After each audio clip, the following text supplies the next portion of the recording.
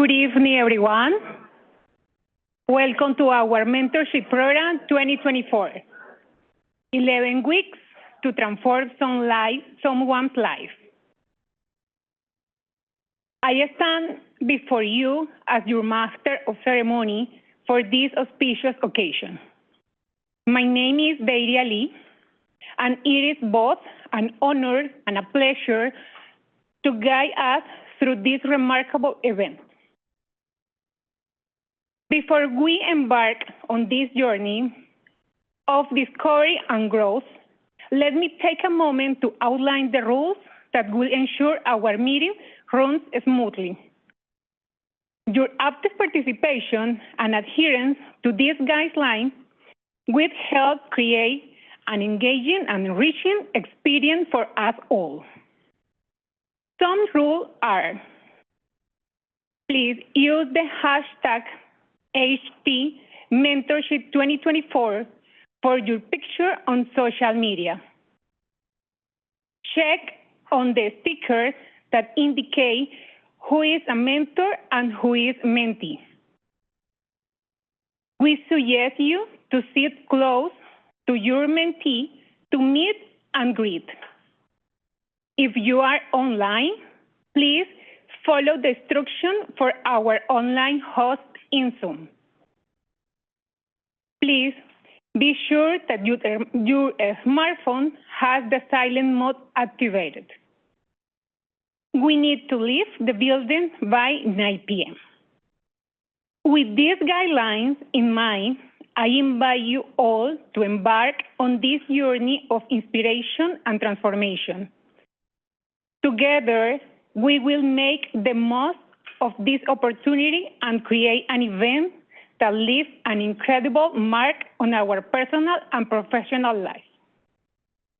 Thank you, and let's make this an exceptional experience for everyone present.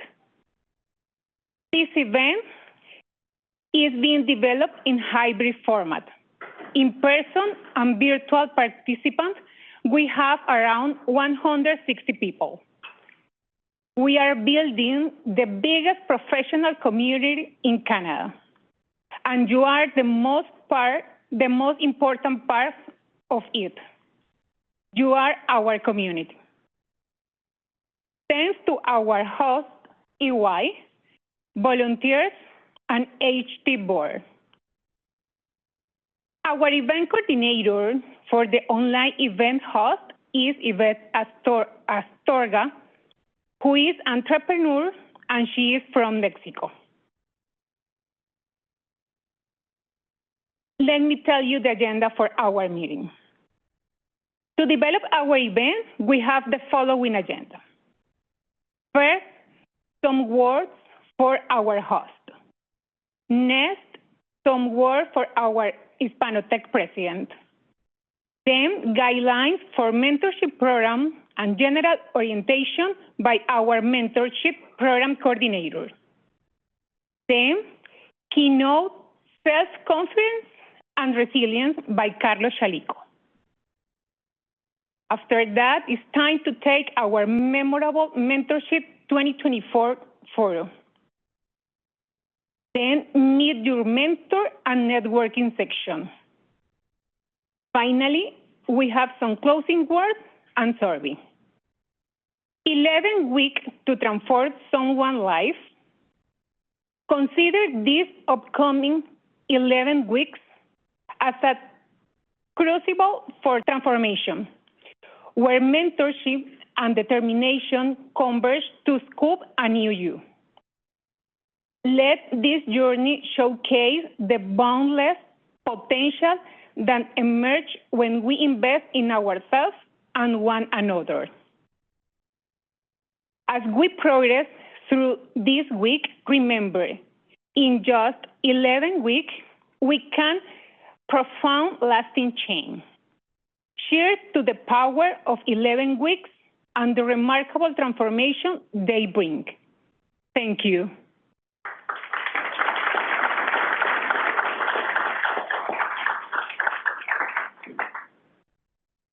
To start us off, let me introduce you to Carlos Guidiño. He is a professional consultant in IT risk management with 13 plus years of experience. Born and raised in Mexico, Cesar is currently a manager with EY Canada, based in Toronto. He is a member of the board of the EY Latinx Professional Network. Buenas tardes. Good afternoon. How are you? Are you excited to be here? Nice. That's the attitude. I didn't knew I was named Carlos. I think it's a new name for me. No, I'm just kidding. So my name is Cesar. Nice to meet you all. I'm from Mexico. I came here. I immigrated to Canada 6 years ago. I started back in Winnipeg, and when I say Winnipeg, they ask me the question like, hey, if you're from a country that the lowest temperature is 10, 11 Celsius during winter, what are you doing in a country where the lowest is minus 60 or minus 56 degrees during winter? The answer is, why not? Why not take the chance? Why not take the opportunity? Why not develop more of my skills? So that's why I'm here in Canada. As I said, this is my 6th year. This is my first year. This week was my first year with EY. Previously, I was employed with PwC, that it's also here at the financial district, not close by like KPMG or Deloitte that are behind me, and you can see also the buildings here. So on behalf of EY, we're happy to have you here. Also on behalf of EY, we're happy to work and also contribute with you guys and also with Hispanotech on hosting and preparing this type of events for you guys. I know when coming to a foreign country is not easy. Why is not easy? Because you have to build everything from scratch, even relationship, even friends. And the question is like, oh, where do I start? Where do I go? What do I do? What can I do? That's the thing. You have people in like the Hispanotech Canada, and also here at EY we have the Latin Professional Network to help you guys on mentoring, on sharing with us the experiences, not only the professional experiences, but also our personal experiences on how we outcome those barriers or those constraints or those things that sometimes you ask, why? What can I do? I'm afraid of do this. Who can I ask? Who can I get for? So that's everything I want to share with you guys. Please feel free also to reach out to us. Here is my LinkedIn. That's my profile. The picture doesn't make any justice. Now I'm older, so happy to have you here on behalf of EY. Have fun, and the only thing between me and this amazing event is me. So have a great afternoon and welcome to EY.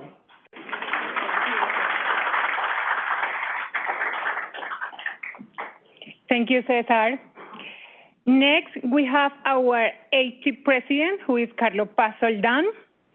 He is originally from Lima, Peru, in Canada since July 1980.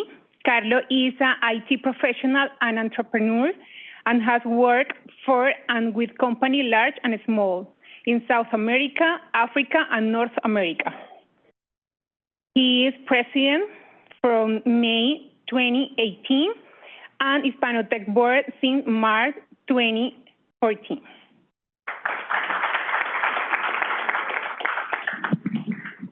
Thank you. Hello, everybody. Hopefully you can hear me this time. I usually have issues with the microphones, but this time it seems to be working fine. I want to talk a little bit about Hispanotech. Okay, so that's actually the motto of Hispanotech, connect, succeed, and give back. And I'll try to explain a bit about that. But first of all, we want to the land acknowledgement. And the acknowledgement is quite important for people that are not from North America. This is where we recognize that we are in the land that has been taken from other people at some point. So we acknowledge that there are some treaties that we need to respect, and there is a history of colonialism and so on, not just in Canada, but in many of the countries where we come from. So it is important that we recognize that history is not always fair or not always as nice as we would like it to be. This is part of the agenda that was already mentioned. I will cover just part of this, the first 3 points, and then Jose Miguel is going to cover the next one before Carlos Chalico. I'm Carlos Paz Oldan. We have Carlos Chalico, not to be confused with Cesar. Sure. I've been called worse. Anyway, first of all, I mean, we can do introductions, but I wanted to make sure everybody understood the badge layout. It doesn't have just your name at the bottom. It also has your industry and your function. So if you're doing networking with other people that are in the same industry, you can refer to the industry and function that they perform. We have tables set up as well for the networking portion that are set up for example, for banking, for IT, for construction, and so on. So you'll see the signs on the tables. So if you want to network with people specifically by industry, as opposed to just meeting everybody, which is also fine, that's also a good thing. The yellow tags mean we are volunteers. So if you need any help or have any questions, feel free to ask any of the people with the yellow tag. Green tags are the mentors, and red tags are the mentees. We also have some blue tags for guests, but the main ones would be mentor and mentee, being green and red. So we wanted to make it a bit easier for you to identify who you're communicating with and so on, and then the name in large readable print. So I'll give you a little bit of information about Hispanotech. I don't want this to become too long of a presentation, but I've been known to talk too much. So let me start by saying that we had the first activities in 2009, and if you do the math, that means this is our 15th anniversary, which we will be celebrating. Thank you. And we will be celebrating it on November 13 at CIBC Square, just down the road. All of you are invited because we will also have the graduation closing at the same celebration at CIBC. So you'll probably see that as part of the calendar. I also want to recognize that, yes, it has been 15 years. However, we still have some of the original founders of the organization. I'm not one of them. Some of the elders are here. One of them is a mentor, Mauricio. I saw him walking around. I just noticed Gustavo Mas connected. He's also one of the founders. Galo Ginocchio standing at the back. He's been there from day one as well. So okay. Sorry, wasn't me. Important to know that we are a 100% volunteer organization. Nobody at Hispanotech does this as a job, or we don't get paid for anything. Everything we do, including this program and every other activity, is all 100% done by volunteers. And we have a team of volunteers that obviously keeps rotating as people find time or run out of time. But it is basically a labor of trying to give back to the community, not just Hispanic, as the name may indicate, but to Canada's community in general. So our mission, as you can probably tell from the name, that was the original intent, was to help Latin Americans in technology. Now technology is everywhere, and once you land into Canada, whether you're Latin American or from anywhere, you're basically an immigrant professional, and we all face the same challenges. So you'll probably notice in the room we have people from a lot of different places as well, including Ukraine, Slava. Sorry. No political message. This is actually published on the website in case you're interested on the makeup of our membership. You'll notice we are from 49 different countries. I'm sure you all know there is only 21 Latin-speaking countries, not counting Brazil as well.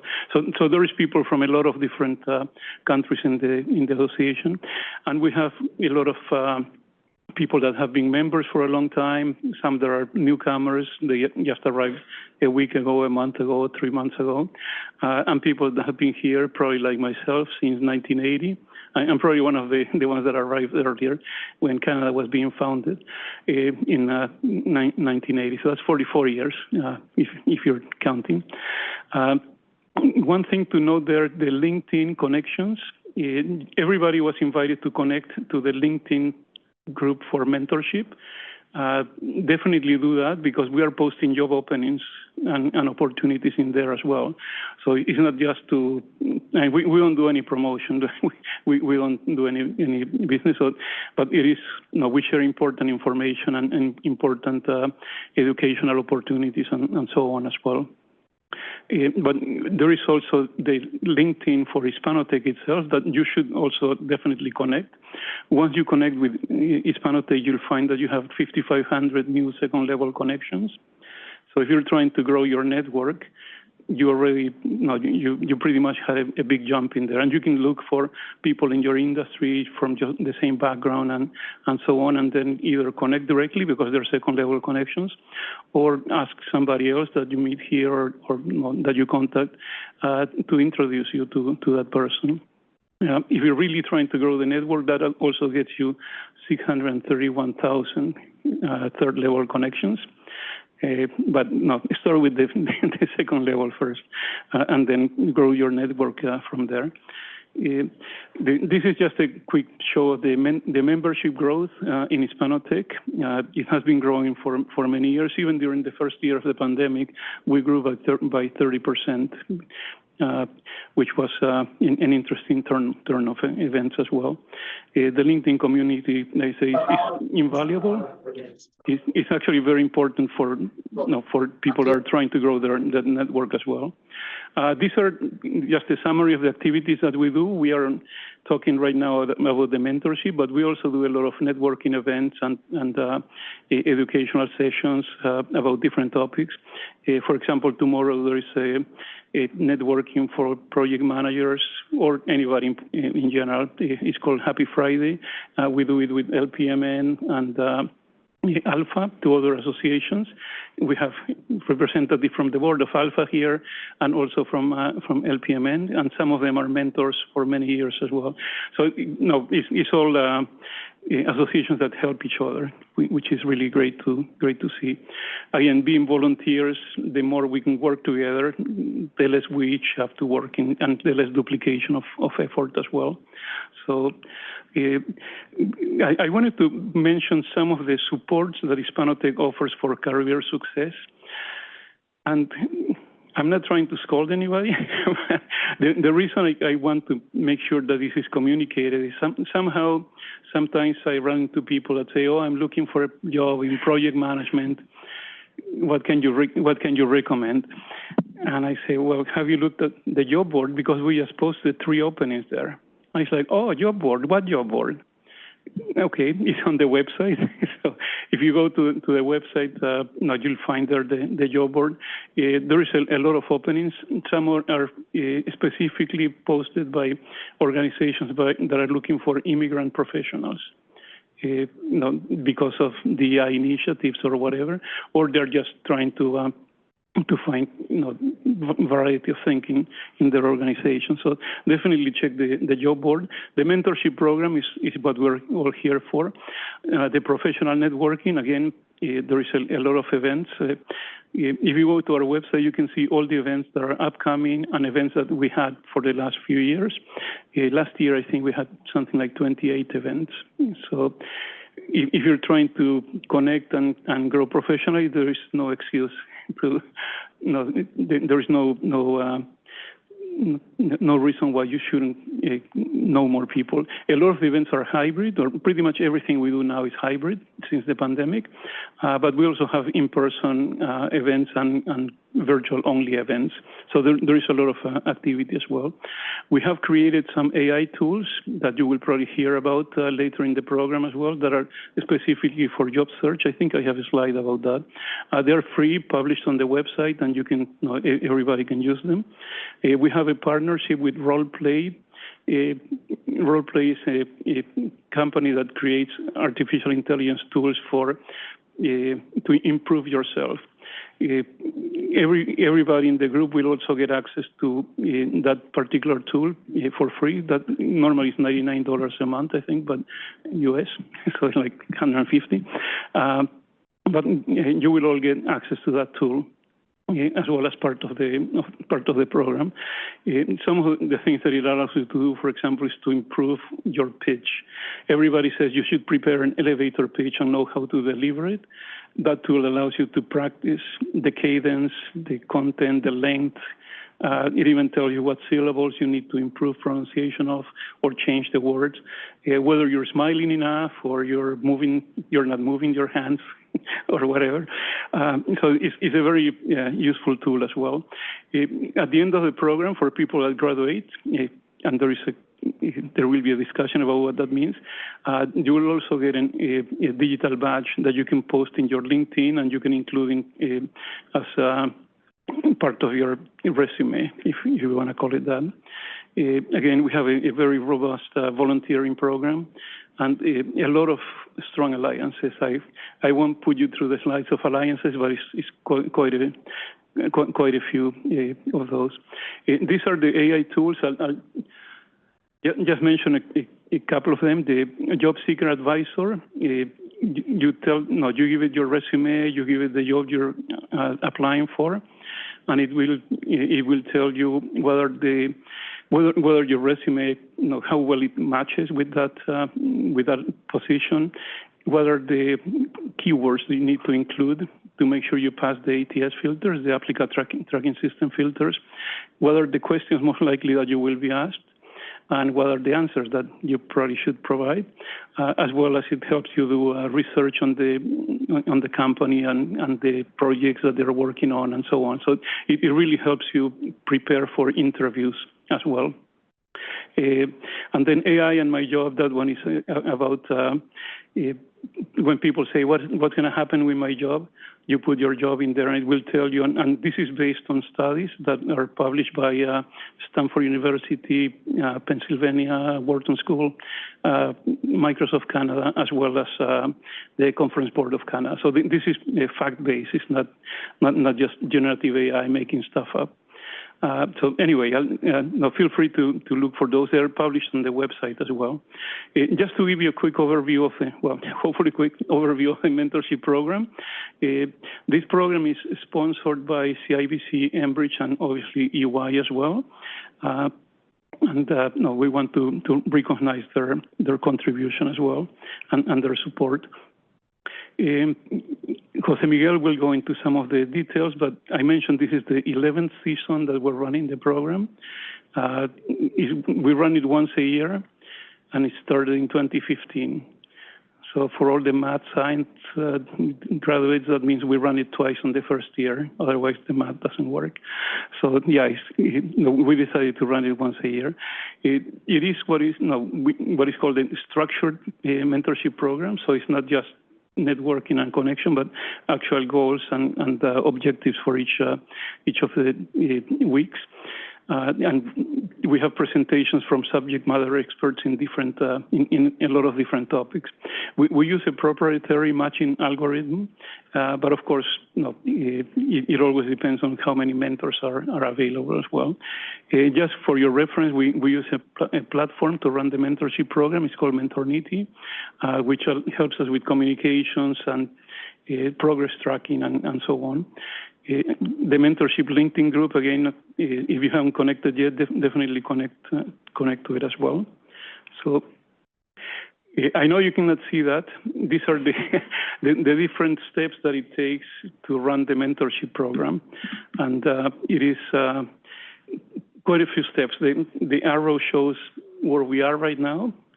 Now, if you're interested to know what it is, again, considering that this is run by volunteers, it is a lot of hours that is put into this program.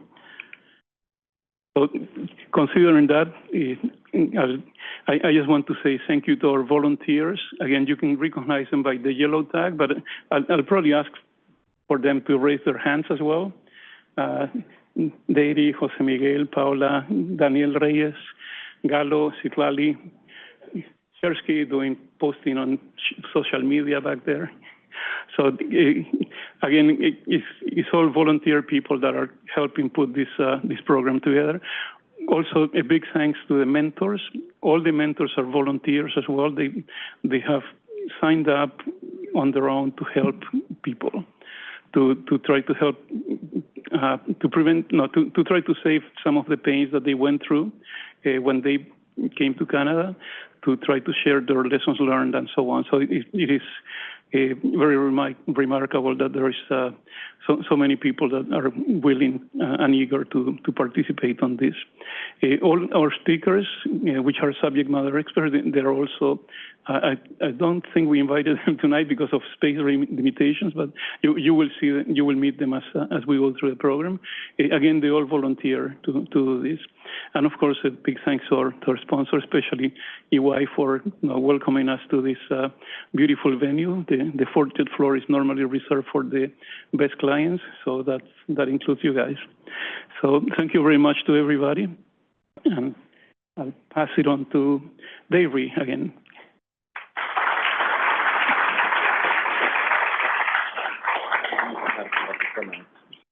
Thank you, Carlos.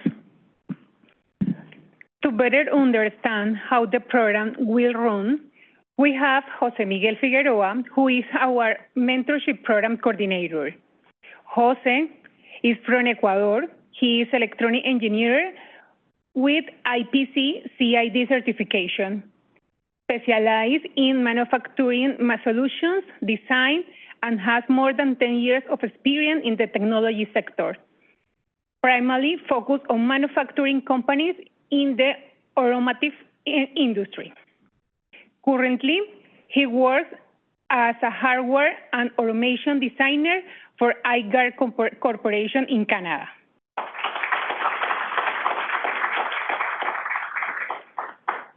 Okay. Good evening to everyone. My name is Jose Miguel. I am from Ecuador. Today I will try to show you and speak about the structure of the mentorship program 2024.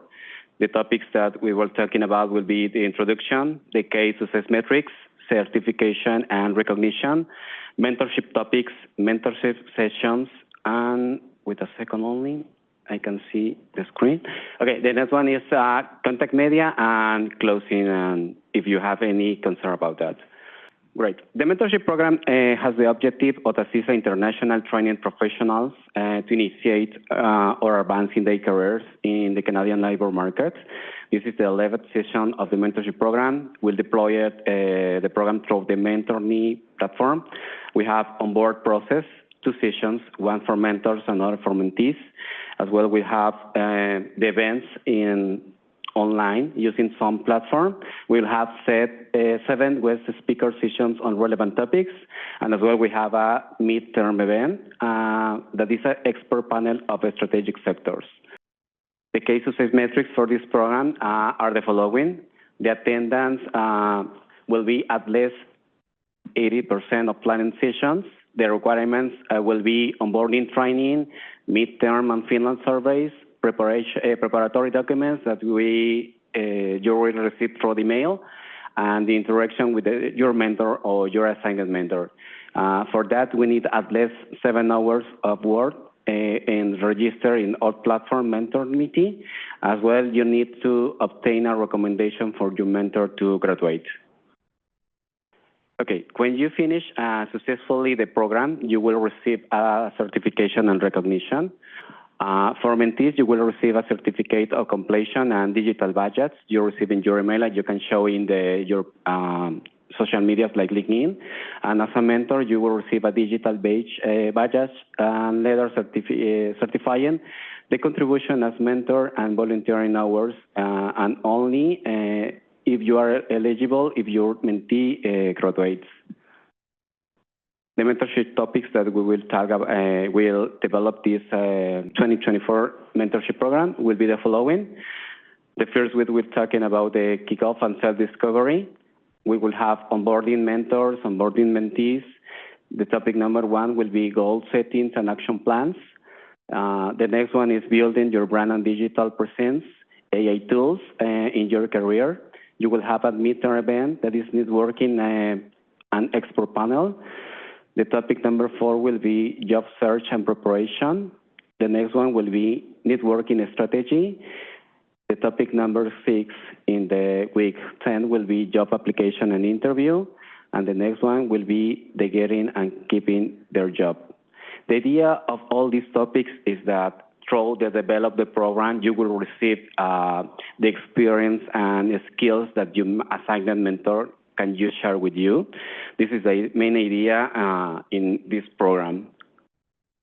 In the slide, you can show the dates that we are scheduled for you can connect in the Mentornity platform to follow each webinar that you will have with the speaker for each session. The sessions and in the stage number 1 will be self-discovery that will develop today by Carlos Chalico, as well the strategy that we'll deploy in the next week. You can see. Okay, the next one will be brand and digital presence and UX tools. Each session has the intention of develop different topics that will help to you and start to develop step by step. And you can prepare your developed career here in Canada for the newcomers of the moving in your different areas. The stage number 2 is the complementary topics that you will help to be more stronger in the job search, networking strategy, jobs applications, and finally in getting job. The contact media that we will have for this program are the following. You will have an email that you can write us if you need or you have any issue or concern about that. And all information will deploy through using LinkedIn group. You have there the QR code, and then you can scan. You suggest that you can follow there and request to join in this group.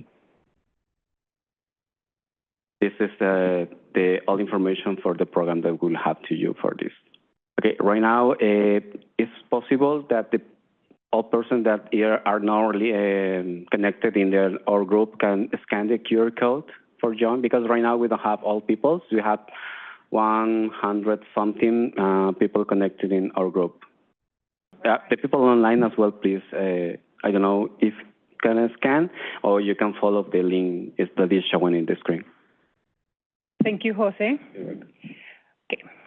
Now we are going to follow the shared key instructions to take our memorable photo regarding our mentorship program 2024. Hello, everyone. We have a delay with our keynote, Carlos Chalico. So while he comes, we are taking this time to take our group picture. Shersky will give us instructions. So please, after picture, just come back to seat and we'll wait for Carlos. Thank you. Hello, everyone. I invite you to head to the end of the hallway so we can take the picture. I'm sorry, we can take the picture there because we are a lot of people and I wanted to be all of you beautiful in this memorable picture. Please, thank you.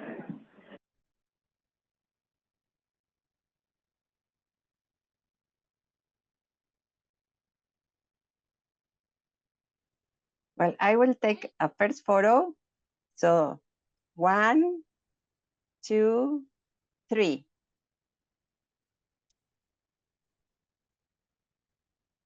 It is time to talk about resilience and self-discovery. Carlos Chalico will share with us his knowledge and experience related with this topic. Carlos Chalico is a cybersecurity and privacy professional. He started his career with EY in Mexico. Today, he is an associate partner for EY in Toronto and is one of national leaders for cybersecurity and privacy. His experience includes assisting clients in Latin America, US, Europe, and Canada. In addition to being part of EY, he is an instructor of cybersecurity matters for the University of Toronto School of Continuing Studies. Carlos also is volunteer for Hispanotech, Alpha, ISACA, and others. Carlos.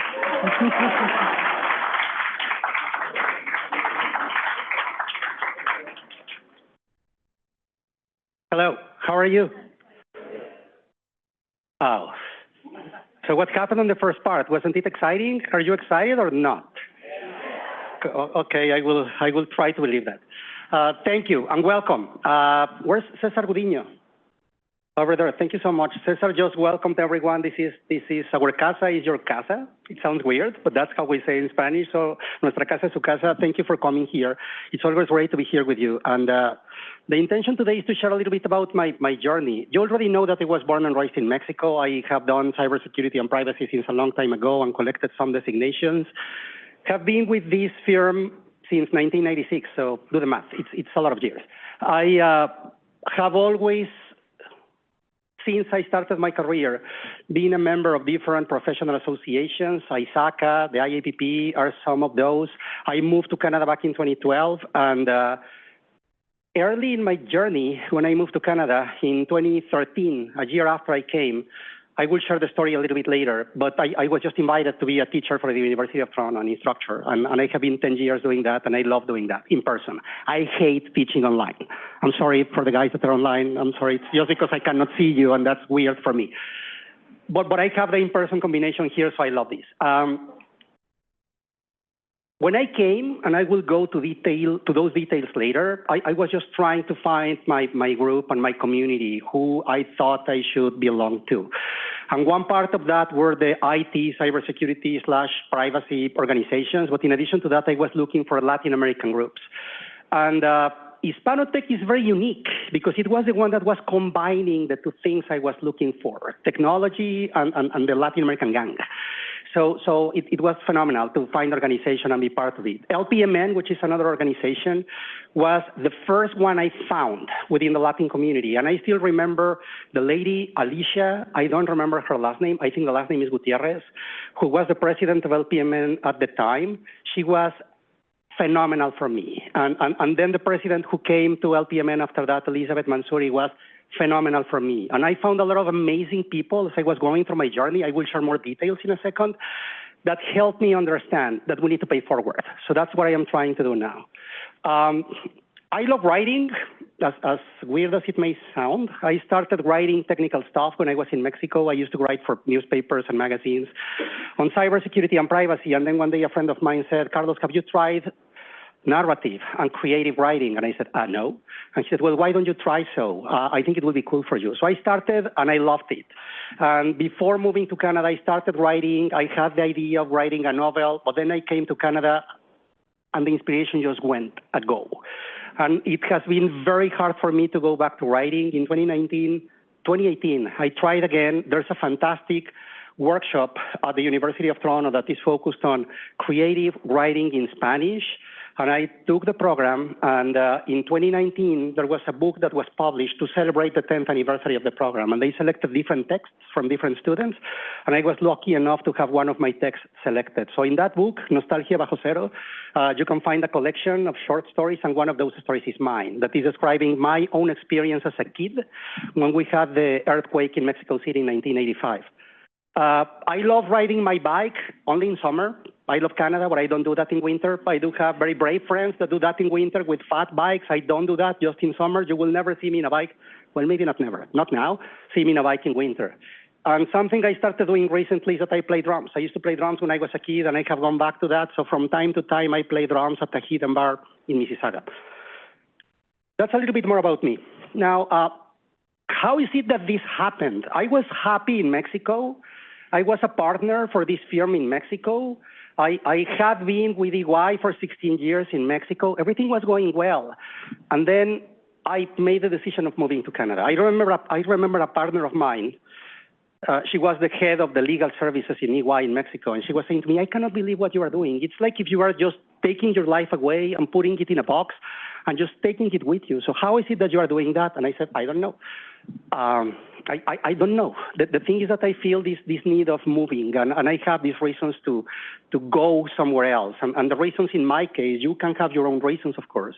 But in my case, it was security. I mean, the situation in Mexico was just getting more complicated from the security perspective. I have 2 kids, and I said, I just want a couple of teenagers and young adults to have a healthy life when they come to that stage, and I don't see that happening here with the situations that we are going through. So that was the main trigger for me to move. And then I experienced something I called the path of the death, or the passage of the death, which sounds very weird in English. So in Spanish, el paso de la muerte, which is what is reflected in these illustrations. Have you ever seen this live? In a jaripeo or in an espectáculo, in a show, charro? So you have a group of charros that are riding horses, but one of them is riding a horse that has no, how do I call the silla de montar? That thing. So the horse is basically naked, and the rider is on the horse. And there's another horse naked as well, to avoid saying that word that I don't remember, the saddle. Just going next to him, and they are going in circles, and they are increasing speed, until there comes a point where the rider that is on one of the naked horses makes a jump to go to the other horse. That's el paso de la muerte. Of course, falling in between the horses should be something. So what is it that I call el paso de la muerte? So I remember when I was a child, so just a few years ago, I loved football, what we call American football, not soccer, football. As weird as it sounds, being a Latin American, I was not into soccer. So I loved football, and I wanted to go and play in football and train football. And I talked to my mom, and she said, cool, that's great. You will go swimming. And I said football, not swimming. She said, yes, but you need to learn how to swim. But swimming. Okay. So one day she takes me to a facility, to my first swimming lesson that was like that. So just think of a small kid, 6 or 7 years old, just going to that place, seeing a very deep pool and that platform over there. I was terrified. So there was a coach that was assisted by a second coach that were organizing all the kids and deciding how we should be doing our stuff. And they said, let's make a line here in one of the corners of the pool, just behind the platforms. And the main coach said, you will jump into the water. And I said, sure, yeah. And once you make it to the water, my assistant coach is going to be holding this like cane, like a long cane, and they will pull this into the water. So you will need to swim and discover that in the water, and we will take you out. I said, sure. I mean, it sounds pretty simple. I mean, why would I be terrified? So I don't know why. I don't know if the other boys were just faking it, but they seemed to be very determined and confident and even anxious and excited about jumping. I was not. I was wearing, just like all of them, yellow mango swimsuit. Why yellow mango? I don't know. That was a requirement from the school. All of us in yellow mango swimsuits, and there were the boys just jumping. I was like the sixth in the line, just jumping and jumping. Again, I was terrified. So when I was the one in front of the pool, I was just petrified there. Just like that. And then the coach yelled at me, jump. And I don't know if I was terrified because of the ridicule I was doing with the other kids or because of the yelling of this guy, but I jumped. The water was freezing, but freezing. So as I was just getting into the water, I was like feeling needles all across my body, and it was insanely cold. I was, of course, eyes closed. So how to find this cane, this pole, they were just hiding in the water. So I decided to open my eyes, and I started seeing shadows and stuff like that. And then I saw something that was coming into the water. I tried to swim. I was supposed to learn how to swim in the class. So I was doing whatever I thought I had to do to swim and survive. I took the pole, and they took me out. What's El Paso de la Muerte? This sensation I got when I was just getting into the water, the needles in the body, how the temperature in my body was changing, and the anxiety that I started feeling. That, I don't know if that was the moment, but since then, every single time I am nervous and terrified, that's what I feel. That's what I called El Paso de la Muerte. Why is this relevant for this story? It was 2011 when I went to Vancouver to visit a friend, and he said to me, "You will love it." And he was not wrong. He was absolutely right. I loved Vancouver. And I went to Vancouver and I said, "I want to move here." So if you are staying, I can give you more details about what happened in between. But in the end, it wasn't Vancouver, excuse me. It was Toronto, and it was just destiny. I have never come to this city, but an opportunity just came of a company inviting me to move to Toronto, and I decided to come without knowing the city. Fortunately, my wife, who used to live in a neighborhood in Mexico, which is very unique, that has thrown away people all over the world, said, "You know what? I know someone in Canada." It wasn't surprising for me because every single time we were traveling somewhere, she was saying the same thing. And interestingly, every single time she was right. So when we talked about the possibility of moving to Canada, and she said, "I know someone," she knew someone, that's someone over there. So that lady over there was with my wife at the elementary school. And they were together, they went to school together, and lucky us, they were already living here when we were thinking of moving to Canada. So they were tremendously useful for us, but I will go to those details later. So we made the decision of coming to Canada. It was hard, and I can give more details as well later if anyone wants to know them. When we came to the point of having our house empty and to have the house basically for sale, at some point I felt tremendously scared and tremendously nervous. And I said, this is not my house anymore. I mean, yes, I do have the title and my name is on the title, but it is not my house anymore. I mean, my stuff is not here. The house is empty. This is not my space. And I am going, I don't know where to do, I don't know what, to a house that is already there because this beautiful lady had already arranged a rental for us. So everything was ready. But I said, that's not my place either. I mean, yes, we do have a contract and I will be paying the rent, but there's nothing there that is mine. So where am I? So I started feeling the needles and I started feeling the sweat and I started feeling the nervousness and the anxiety. And I said, what the fuck, am I doing? Because I said that in Spanish, of course. So I was very nervous. I didn't know what to do. I remember that after that, my in-laws are very religious, and they took us to the church, and we went to church, and we listened to the Mass. And when the Mass was over, I didn't hear a thing of the Mass. I remember everyone leaving the church, and I was just there sitting at the bench, and everyone was out. And then my daughter, she was 10 at the time, came back and said, what's wrong with you? And I said, I'm terrified. Terrified of what? I mean, of what we are doing. Coming to Mass? No. Let's not go in that direction. So no, it's not because of that. I'm terrified of what we are going to be doing. I mean, I am about to take you somewhere else, and I don't know how things will be. And she said, with her 10 years old, well, we've been together 10 years, and the things you have done are going well. So I don't see why this thing cannot go the right way. And I said, oh, wow. Oh, thank you. So that was enough for me to get like the courage I was looking for. I am oversimplifying the story. There were many other factors, but this sensation of El Paso de la Muerte, this nervousness, is something that has stayed with me since then. So we came to Canada, and I was completely unstructured when I came to Canada, as many of us are when I came.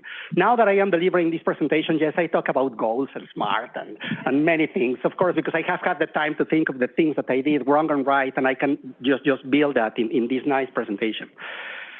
But it wasn't like that. It was very reactive. So what is it that I did that worked for me? I started setting goals. I think I have to say that being a consultant has been useful for me in my life as well. So I started dividing the big animal in pieces and say, what is it that I want to do?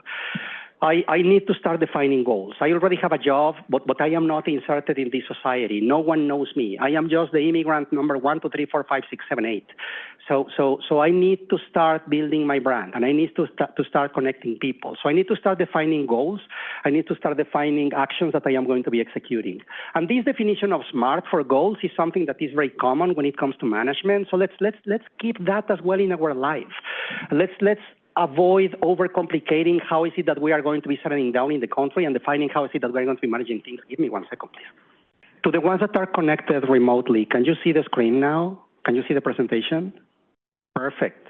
Thank you for that. So as I said before, the definition of objective is something that is crucial and is fundamental. As I said before, one of my first goals was to start identifying my community. And in my head, my community was divided in two: the IT community and the Latin American community. There was no reason for me to think of that way. I just thought that they were two separate communities. That was my idea. Now I have to say that I appreciate that, because I needed to be part of this Latin American community. I needed to have my friends and speak Spanish and sing Spanish and cry Spanish. That's something that I needed. But at the same time, I needed to be part of the Canadian community that was already here. And I needed my friends from Bangladesh and from India and from China and from Pakistan, just to learn from them how is it that they were doing things to settle down here. So that combination was crucial, was fundamental. So what I think that you need to be paying attention to, my advice for you is try to diversify the communities you are being in touch with. It is of course very important to be part of our Latin community or the community that is connected to where you or your members, your family is coming from. But at the same time, we need to understand that we need to be part of what we have here. I do remember a very good friend, Venezuelan, that came to the country basically at the same time I came. And one day we were just talking about challenges and things we were doing. And he said to me once, Carlos, I just found this vendor that has this wonderful device that charges you, I don't know, $15, and you have access to many channels, TV channels in the world. You can see all the Latin American channels. I can see Caracol. And I said, dude, I don't know what Caracol is. And he said, well, Caracol is one of the main chains that we have in Latin America. And in Venezuela, that was the type of television I was looking at. Dude, I don't want to see Televisa. No, thank you. But you will have access to Mexican content. Seriously, I don't want to. I mean, and don't get me wrong, it's not that I have anything with Mexico. I love Mexico, but I live in Canada now. So I want to find out what's happening here. I want to know what's happening with the TTC, and I want to know if the Leafs won or not. They never win, but I want to know, just in case, and to be able to have a conversation with people. So I don't care about the America or Chivas or Santos or Thalia or Veronica Castro. Sorry, no. That's behind, and whenever I have the time later, I will go back to that. I want to be focused on what we have to do here. He went through the other path. He stayed watching Latin American television and all of that. It didn't work. He ended up leaving the country. And it's a very simple example, but what I want to say with this is that every single one of us needs to find that combination of detachment and attachment. What I mean by that is you need to detach from where you are coming from. I am not saying abandon, but you need to understand that you are not there anymore. Things will evolve on the place that you left. People will move on. Places will change. Everything will be different because you are changing as well. So you need to find a way to detach from that, to get disconnected from that, to start getting connected on what you are doing right now and get attached to what you are doing right now. So that's a fine balance that we need to find. That's why I think it is very important. Sorry, team, I still cannot move the things here. We need to find a way to have a combination of contacts and a combination of immigrants from the different backgrounds that we need. We need to know people from the field that we want to develop ourselves on. Again, I am a cybersecurity and privacy professional. I was very lucky to find an organization that is global, ISACA, that has presence all over the world. I was a member in Mexico. So when I moved to Toronto, I said, I want now to be a member of the Toronto chapter. And I want to be a volunteer for the Toronto chapter. And I want to start hanging out with those guys and knowing them and understanding what's happening here. I had a double challenge because in addition to changing country, I changed my work. I was a cybersecurity consultant in Mexico, and guess what? In order to come to Canada, I accepted to be an SAP consultant. Is there an SAP consultant in the room? I hate being an SAP consultant. I just confirmed that that's something I don't want to be. I respect that activity. I do have very good friends that are SAP consultants, but that's something I don't like. So I needed to find a way to stay close to my community, to the cybersecurity and privacy community. That organization, ISACA, was the one for me. Every single one of you has different ideas in mind of what you want to do. So find your community. And that's very important. Again, there's, in my opinion, two different communities that are important for us. The one that is closer to our heart because it helps us with the nostalgia of where we are coming from, and the one that is professional, that would help us move forward. One will help with the detachment, the other one will help with the attachment. Focus on getting your permanent residence. That's very important. I remember that this was very unique. On 2013, I remember making a trip to the States by car. When I got into the States, the US officers were very rude with us, but very rude. And the reason for being very rude is that I was using a visa that was issued in Mexico City for a person living in Mexico City. And they said to me, do you live in Mexico City or not? And I said, no, I live in Mississauga. Well, that means that you need a new visa. And I said, how come? Well, because this visa was issued for you living in the South. Now you are coming from the North. If you want to come again, you will need a visa issued in Canada saying that you live in Canada. This is the last time that you will be allowed to get into this country if you come with this visa. And I thought to myself, this is the last time I come with a Mexican passport to this country. And I did it. So the next time I was there with a Canadian passport. So very bad experience going there. We came back from the States, 3 a.m. in the morning, very cold. It was December. So we come to the gate, the Canadian gate, and then a window just gets open, and the guy just like that, puts his head through the window, long hair, beard, so not like the look you have with the American officers. I will say very hippie. And the guy, very cool, asks for our passports, so we surrender the passports, Mexican passports, and then as soon as he sees the Mexican passport, he says in perfect Spanish, "Bienvenidos, ¿qué hacen aquí?" And I, what?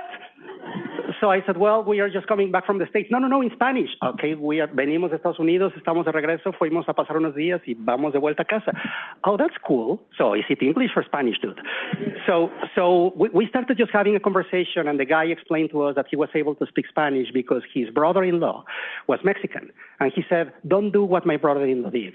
He married my sister. I mean, I am not saying that you shouldn't marry my sister. That's not the thing.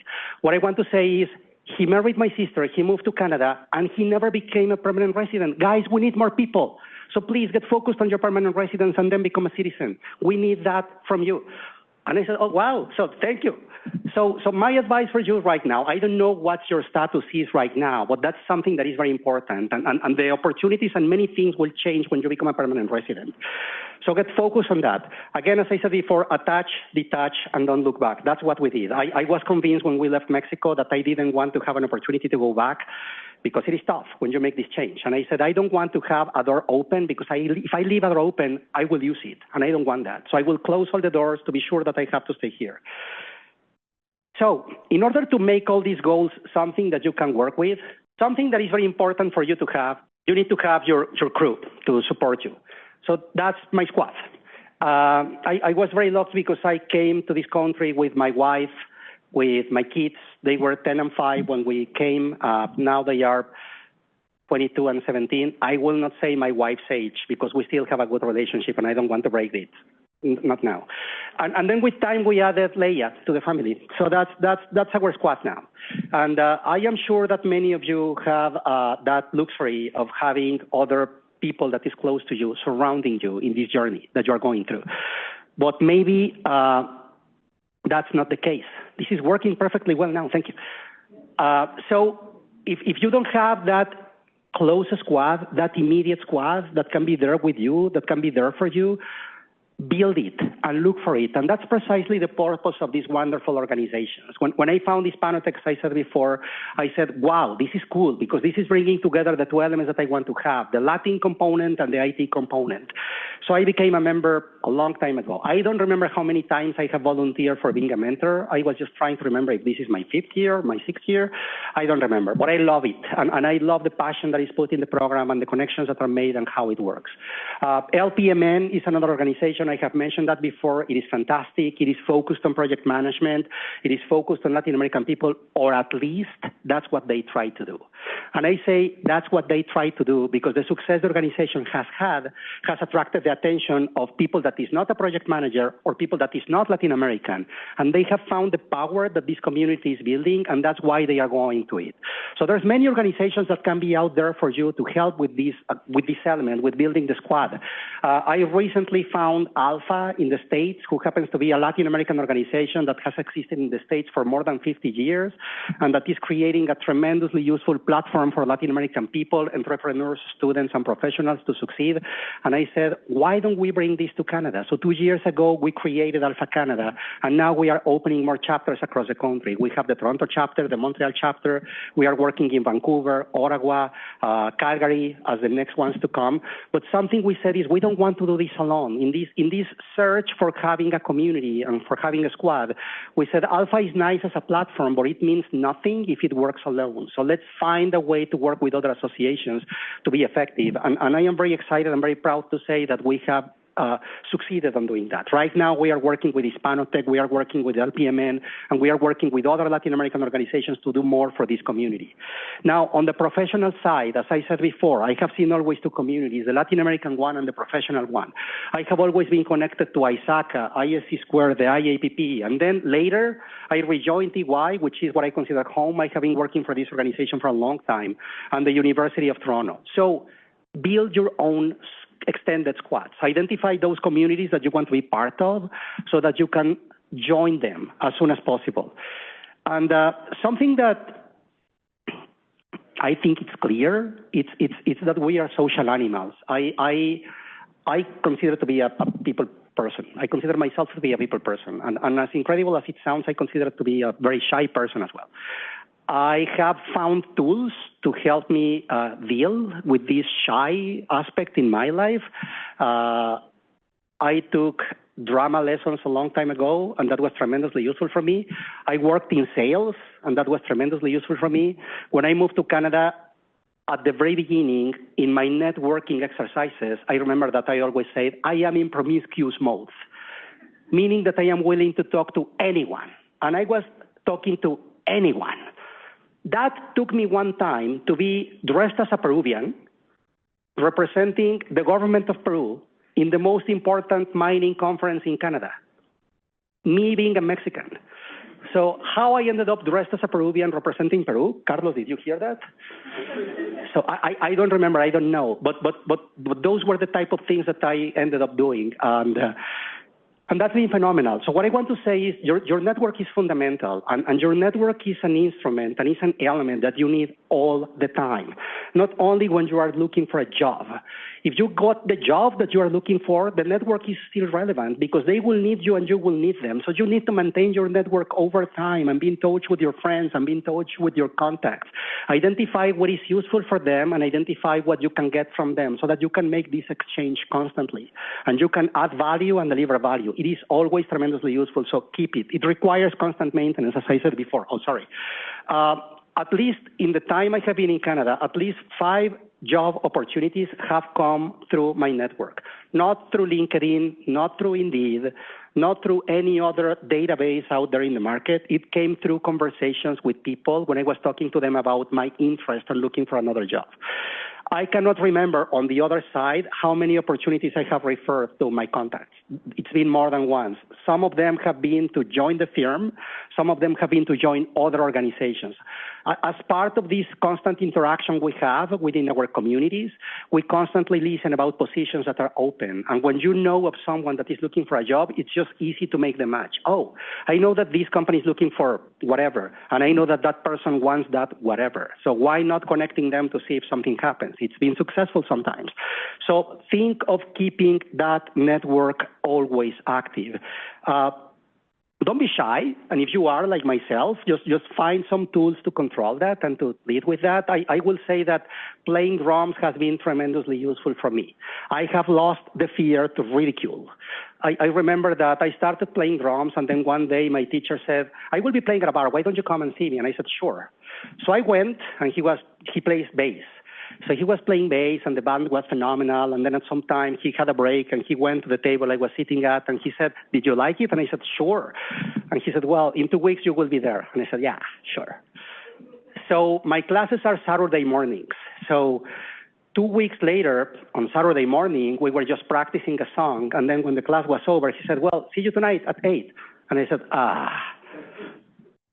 So you were serious? And he said, "Yes, of course I was serious." And I said, "Oh, so I must be there." And he said, "Well, it's not that you must. I mean, you can't just not show up and nothing happens, but I would love for you to be there." Okay, I will be there. So I went, and I went on stage, and I was terrified. And we started playing, and it wasn't that bad. And then when the song was over, he said, "Dude, you did it well." And I said, "Well, I think." And he said, "What's the worst that can happen? Dude, it's a bar. Half of the people is drunk. So, I mean, if you make a mistake, if I make a mistake, we are just having fun, they are just having fun, that's fine." And I said, "That's true." So I kept on going and going and going. And then one day I was just there playing with the band. We played a couple of songs that I had been practicing for weeks. So they were decently nice. And then when we complete the song, by the way, this is a complete different band. The guitar player says, "Should we play another one?" And I said, "What are you thinking?" And he said, "Heart's So Good" by John Cougar. And I said, "I have heard the song. I have never played it. Dude, it's very similar to the previous one that you just played." And I said, "Okay." So we started playing, and then we saw people dancing and singing and drinking. And I said, "What's the worst that can happen? So do that. What's the worst that can happen? I mean, you are already here. You were brave enough to do this, to do something better for you and for your family and your loved ones. So what is it that can go wrong?" So ask questions and talk to people. It's pretty interesting because one simple conversation took me to become an instructor for the University of Toronto. I told you that I am a member of ISACA, and one day I was just in a meeting with a bunch of volunteers. We were just planning the content to be delivered to our members over the year, and they were just asking about topics, and I was just raising my hand, talking about information governance. And at some point, the president at the time said, "Carlos, you seem to know about information governance. We need to deliver a workshop on that. Would you be willing to deliver that?" And I said, "Oh." And she said, "Don't worry, it's just 8 hours." And I said, "Oh, yes." So when I said that, yes, I was terrified. Again, the needles and the cold and all that stuff, del paso de la muerte.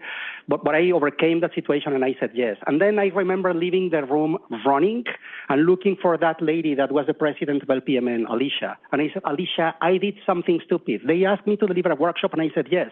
And she said, "And what's the stupid thing on that?" "But that." And she said, "What's your concern? What's your fear?" My English. I mean, I don't speak English properly." And she said, "Yes, I get the sensation. You feel like Cantinflas speaking in front of a bunch of Cervantes." And I said, "Yes, that's how I feel. I do have an advice for you." So she recommended me to go to a lady that is specialized in accent. My Latino accent is still here, so it will never change. But the classes were nice, but what was phenomenal was one session where this lady said to me, "Carlos, you're Mexican, right?" "Yes, yes, I am." "Okay.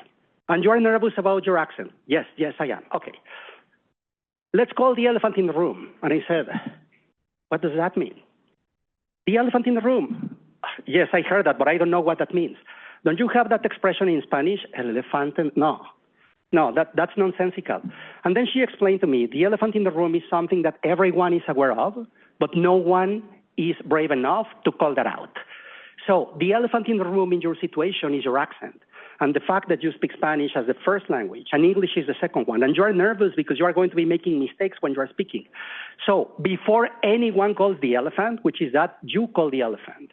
And when you call the elephant, you will get the power of the conversation. So just prepare a slide on your presentation and say, "Guys, I am from Mexico. I do have an accent. If I say something that is not clear, please feel free to ask me, and I will have no doubt, and I will be not offended on responding with this." It was tremendously powerful. Tremendously powerful. Since then, every single time I present, well, not every single time because I didn't do that today, most of the time I present, I call the elephant in the room in different ways. I was just delivering a class at TMU before coming here, and I called it again. And I said, guys, just so you know, I was born and raised in Mexico, so that's why you will have this lovely Latino accent. If anyone does not understand something, let me know. I will not get offended. Just let me know. I went to deliver that presentation for ISACA. And there was a guy delivering another presentation before myself. And the guy was phenomenal. And I started to get very nervous because he was touching the same concepts I was going to be presenting. And I said, oh, this dude is going to be stealing my content. He's even using the same examples I will be presenting. I'm done. Fortunately for me, he didn't do that. We never talked before, but he presented these concepts in a way that ended up being the perfect introduction for me. So I was happy. So when he was done with the presentation and people were just getting ready for my workshop and he was just picking up his stuff, I just approached him and I said, hey, it was cool. Thank you. I really enjoyed your presentation. I think it was nice. What's your name? Oh, my name is Jerry. Oh, my name is Carlos. Oh, Carlos, nice to meet you. And what do you do? Well, I am a consultant. I used to be a partner when I was in Mexico. I'm not a partner anymore. I am working for a small consulting company, but that's what I used to do. Oh, how long? This time. And he started basically interrogating me. How long have you been doing that? What's your experience? What's the technology you know, et cetera, et cetera, et cetera. Question 25, I think, was, do you want to teach for the University of Toronto? And I said, oh, sure. And he said, well, I don't want to sound arrogant, but I want you to be insistent. If you're really interested, I need you to insist. What does that mean? You will see. So insist. Okay. I delivered my presentation. It was fantastic. I felt great. Even coincidentally, as a fun fact, I guess, I recently saw a guy who attended that workshop more than 10 years ago. I haven't seen him in 10 years. And he saw me, he said, Carlos, I still remember that workshop. And I said, dude, you gotta be kidding. No, I do. It was cool. It was nice. And I remembered your Star Wars example. And I said, yes, I am a nerd. Yeah, I use Star Wars examples. So I really loved it. So it was completely transformational for me. That's what I mean when I say, don't be shy, ask questions, approach people. That's how I started teaching for the University of Toronto. And embrace the things you have to embrace. Something that has happened to me with time is that I have learned to accept who I am, and I have learned to embrace my Latinity. I have been teaching for the University of Toronto 10 years. 2 years ago, the evaluation process came, and there was one student who wrote a note. I never knew who this student was, but he said, I don't understand how the University of Toronto is allowing Carlos be an instructor because listening or hearing to his accent is annoying, and for 3 hours is just unbearable. And I said, oh. When I read it, I said, well, I mean, there's always comments that are not that nice, but I think this is beyond not being nice.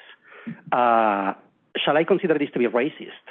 So I called the university and I said, guys, I got this comment. I just want to know the posture you have, because depending on the posture you have, I will decide what I will respond to the student. And they said, Carlos, this is something we simply don't tolerate. So we cannot know who this student was because this is completely anonymous. We will see if we can find a way to discover the individual in the internal social media spaces and collaboration spaces we have, but it is going to be very hard. But you have all our support. This is not right. So I went back to the class and I said, guys, thank you so much for your comments. I got all the comments that you gave me. There's one that is pretty interesting, and it's this one. And I just read the comment for all of them. So guys, this is class number 7. When we started this course, I said, guys, if for whatever reason you don't like this and you think that you need to leave this class, you can leave this class on session 3. You will get a 100% reimbursement on that, and we will be friends forever. If I am getting this comment now on class 7 and someone is having an issue with my accent, I have to assume that some value has been found in my words so that you are still here. So what I want to say is there are things we and the university can change. I mean, the university and myself can change. There are others that we will not change. And this is something that will not change. So good luck with my accent the rest of the course. What I want to say with this is the way I took this comment was completely different from the attitude that I would have had to that same situation when I just came to this country. This came to me 3 years ago, 8 or 9 years after I moved to Canada. If this had come to me when I was starting teaching at the University of Toronto, that would have been devastating. So that's why I want to insist on having this as something that you can embrace as soon as you can in order to be effective. sorry, I think I am just going very long with those comments. Ask questions. Just as in the same way I asked that question that took me to the University of Toronto, I ended up asking another question, and that question brought me to EY.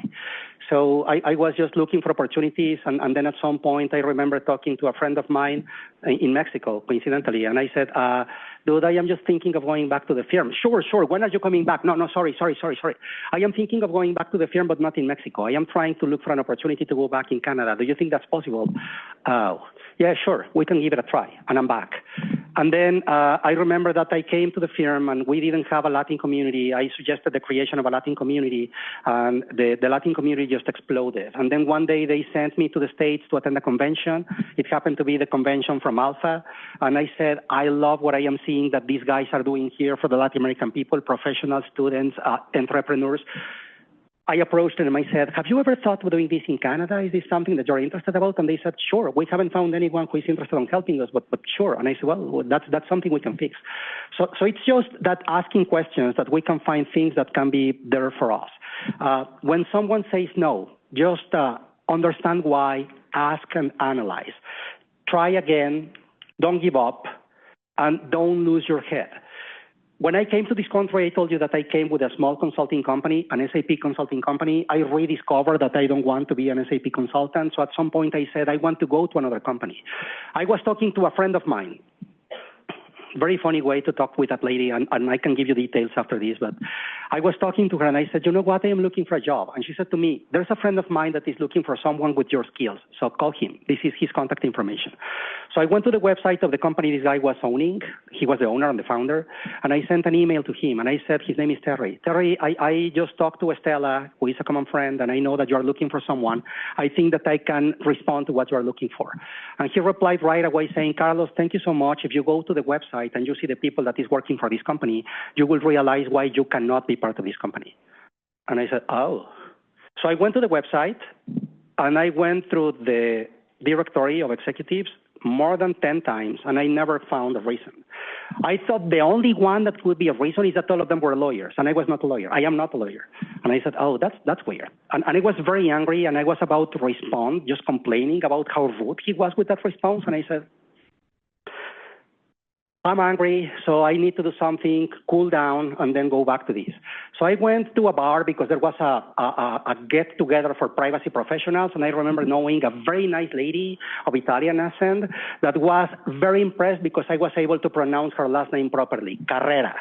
And she said, how is it that you can say Carrera? Yeah, that. Everyone here says Carrera. And I said, well, I'm Mexican. I think that's my superpower. I know how to speak Spanish, which is pretty similar to Italian, so Carrera. Very funny. Then there was a Greek lawyer, very funny, saying very good jokes. We had a good time. An Indian guy that was very formal but nice as well. Talked to him. I had a great night, just hanging out with people that was doing the same thing I was doing. So the very next day, I go to my computer and I get ready to respond to this guy because he was rude the day before. I was cooled down. I thought I had the right words to say. And when I went to write the email, I see an email coming from him. And the email said, Carlos, I want to apologize. I think I didn't use the right words to respond to you, number one. And number two, you cannot realize the number of fans that you have in my company. So if you are still interested, I would love to have a conversation with you to explore the possibility of having you joining our team. And I said, oh, now I'm curious. So I went and talked to him, and we had a phenomenal conversation. I went through the interview, and it went well. And then at some point I said, what did you mean by fans? And he said, well, today is Thursday. Every single Wednesday, I have a meeting with all my team. And I was talking to them about my interest on having someone with your profile. And then someone said, oh, you should be calling Carlos Chalico. I didn't know that one of my friends was working for that company. And then interestingly, after my friend said, you should talk to Carlos Chalico, then an Italian lady comes in and says, oh, I talked to him yesterday and he's able to pronounce my last name well. And the guy is smart, so sure. And then a Greek lawyer comes to the conversation and says, yes, I was in that conversation as well, so we should try him. And then the Indian guy comes as well. I didn't know that the three guys I was hanging out with the night before, all of them were working for this company. So the guy realized that I seemed to be a good candidate. He finally gave me the chance to have a conversation with him, and I had 2 phenomenal years working with them. Just because I didn't lose my head after that no, and I decided to continue the conversation after they said no. Follow up as well. It's pretty important. In the end, when we are looking for a job, when we are trying to get opportunities, the most interested, are ourselves. When I joined EY, and this was in Mexico, I remember going to an interview, more forced than willing to, and I can give more details about that. But I went to the interview, and they said to me, it is urgent for us to fill this position. So we love that you are here. You have the profile we are looking for. Let's do something. And I said, sure. 3 months later, I am one day just cleaning my room. And then I said, these guys said that this was urgent, and they never called me again. So well, I will just call them just to find out if there's anything or if something happened. And I called them, and they said, Carlos, it is great that you are calling us. We lost your contact information, but we really want you to join the firm. Are you serious? Yes, sure. Okay, so what's next? And you start tomorrow. Oh, tomorrow. Sure. I think this firm is a little bit disorganized. I don't think I will stay a long time. And 23 years later, I'm still here.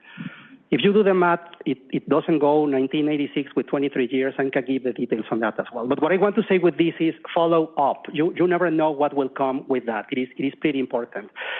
Get engaged with what you do, with what you are, embrace who you are, love what you do. It is not only what you do professionally, it is also what you do personally. It is something that we need to do. I love doing this for our Latin American community. And when I got the support I was looking for from people like Estela over there, or Roberto over there, or Galo over here, or Carlos over there, or the ladies I mentioned before, I said one day I will be in a position where I will be able to give to others. And I am trying to do that. So embrace that and love that. Know people, make friends, not only Latin American people. There's amazing people in this country, and that's something I love. And I love people, and I love the food from different countries. I have great Indian friends, Chinese friends, Pakistani friends from everywhere. And I never thought of having that variety in friends when I was in Mexico. I love that. Understand that your story can be useful to others. So embrace that story and share your story with other people.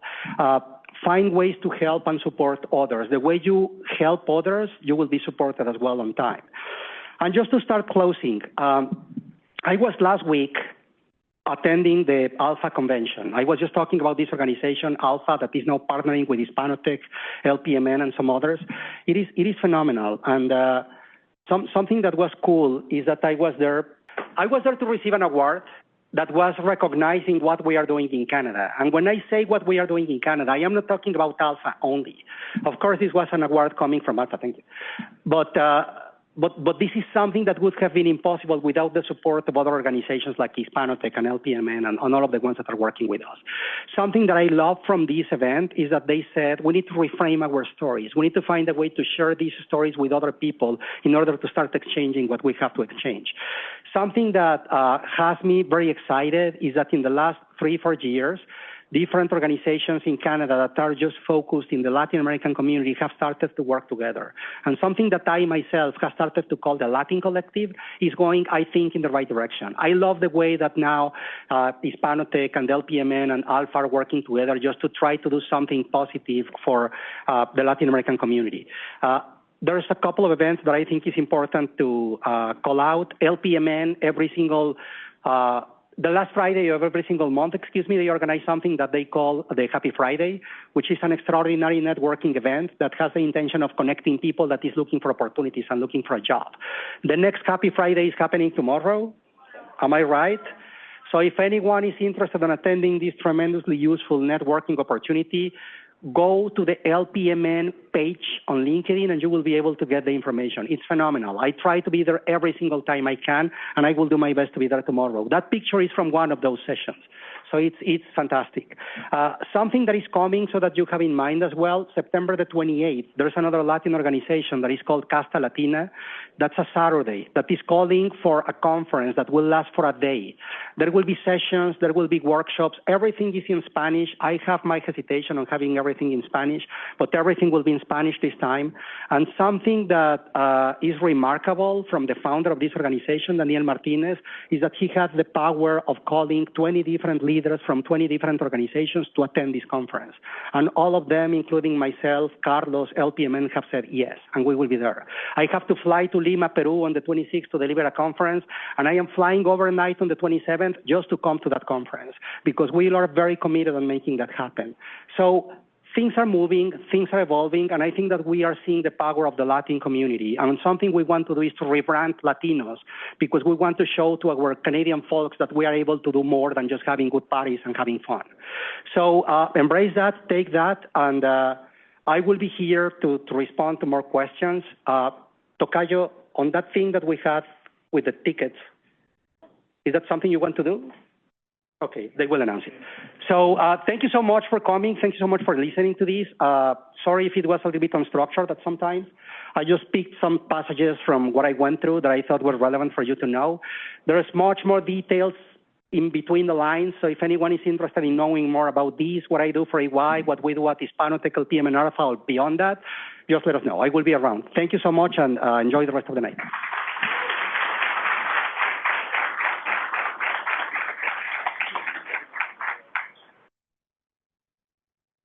Thank you, Carlos, for your amazing and enriching speech. Thanks to everyone. Please embrace the next 11 weeks as your canvas, upon which the brush strokes of mentorship and determination will paint the masterpiece of your transformation. Let this journey be a testament to the incredible possibilities that arise when we invest in ourselves and each other. Together, let's turn the page of our lives, one week at a time, with the solid belief that in just 11 weeks, we can illuminate the path to a brighter, more empowered future. Here is the magic of 11 weeks and the lifelong transformation they hold. Thank you.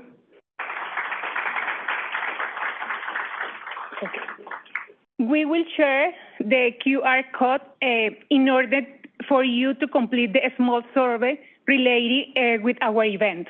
Please be sure that you complete success your survey, because we are going to raffle the 2 passes for the Julieta Venegas concert. And the winner will be notified by email. Be sure that you complete your survey. After you finish your survey, we have an open networking. Also, we have some tables with the industry. If you want to join with the people that is in the same industry than you can go until 9 p.m. Thank you so much for your participation.